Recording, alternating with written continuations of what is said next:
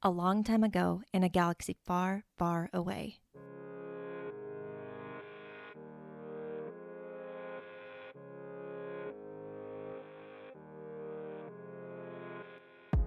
You're listening to Now This Is Lit, a Star Wars books podcast.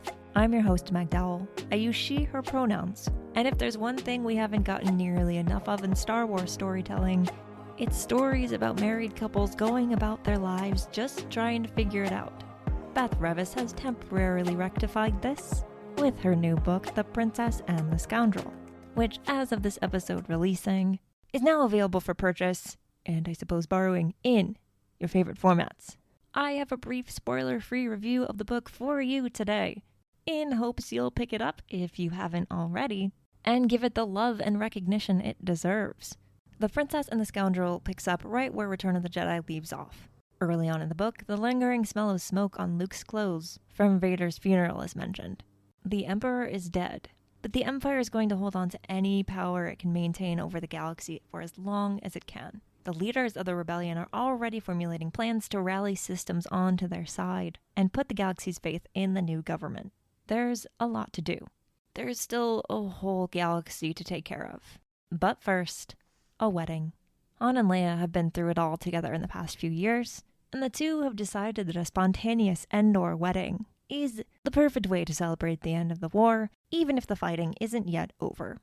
And what better way to follow up a wedding than with a honeymoon on a luxury star cruiser? Everything's going to go perfectly. Totally. Definitely. Nothing's going to go wrong at all.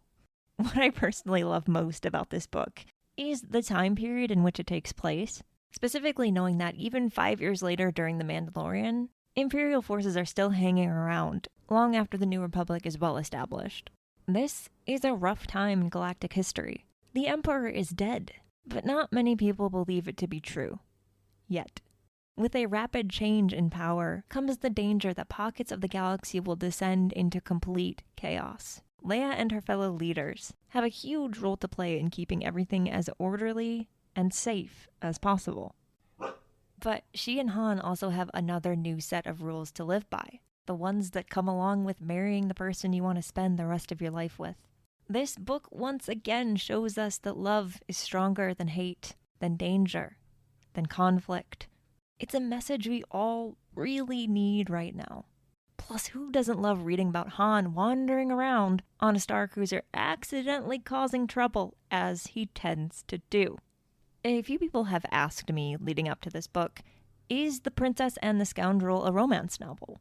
I would definitely say it falls under the broader category of Star Wars romance. In a Star Wars book, you're never going to get anything outright explicit, nor is that really necessary. But the story does revolve around Han and Leia's relationship, not just romantically, but also in how the relationship is beginning to evolve as partners. These two belong together, but they're also both grown adults who are used to doing things their own way and on their own terms. That's all different now that they're married. They both have a lot of adjusting to do, even on their fancy Star Cruiser honeymoon. If you've read books like Lost Stars and Crash of Fate, it's a lot like that. If you haven't read those, you definitely should also do that. We'll be talking about them on this show at some point.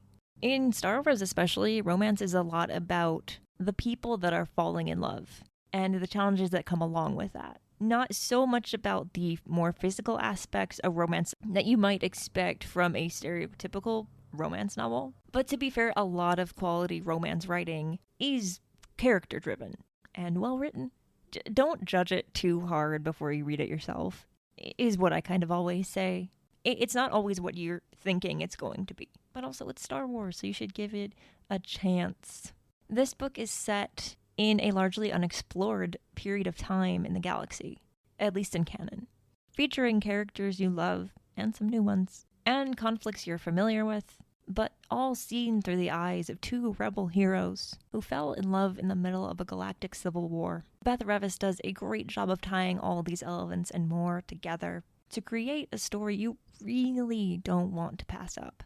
Star Wars: The Princess and the Scoundrel is available now wherever you get your Star Wars books. Now This Is Lit is part of the Faraway Fandom Network and is produced, written, hosted, and edited by me. Jose Jimenez designed our podcast art. Keep up with the show on Twitter at Star Wars Lit Pod, and find the show wherever you get your podcasts. It's on a lot of podcast platform things I've never even heard of, so if you use it, it's probably there. If it's not, tell me and I will hopefully figure out how to put it there. If you would like to support the show, tell everyone you know about it. Word of mouth. It's a thing. It makes a difference.